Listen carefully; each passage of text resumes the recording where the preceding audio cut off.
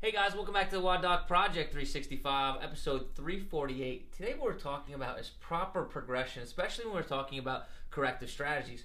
One of the ones that we use so often in the office and even in the box in the gym is the bird dog, or we call it the cross ball extension if we use a ball, or quadruped cross extension. And that's the exercise in which we kind of get up into this quadruped position or bird dog position, and all we're going to do is extend the opposite arm and opposite leg. The problem is with this one is I see so many people progress it too quickly, and that has to do with a lot of the corrective strategies. It's just that this one you guys can see and relate to pretty easily. Now the whole purpose of this exercise is so that I'm supporting my torso, right, in a solid position, and in fact in the way that it doesn't twist or turn, right? So basically if I was to take this and lift one arm up, you can see that there's no dip or twisting of the top portion of my torso. Same thing would apply if I was to lift one leg backwards. I don't see any twisting or dipping of my torso. Now if I do the same thing and I come across and I get this twisting or dipping, that's going to come from both directions, the top of my torso and the bottom of my torso.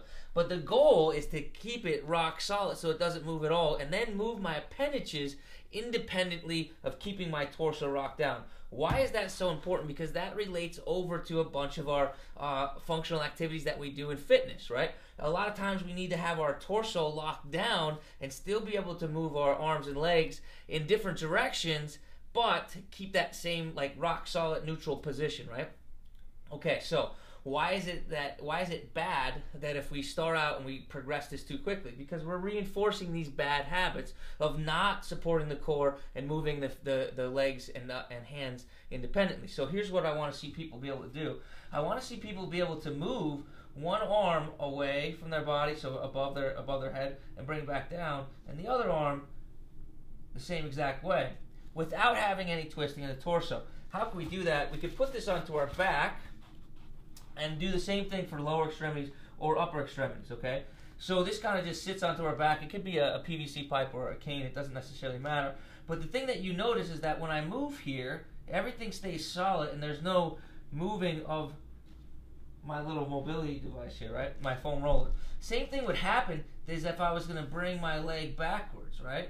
You never see any large movements of this roller, and if it did and it fell off, the exercise would be over. I'd have to start back over again. So here's my goal. My goal is to be able to do a set of these, right?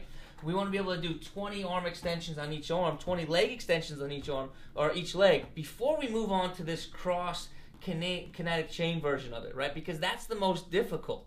So if I can't keep this on my back and extend my leg 20 times, okay, on each side, and 20 times on each arm, I shouldn't be moving on and trying the most complex version of that cross kinetic chain version like this, right?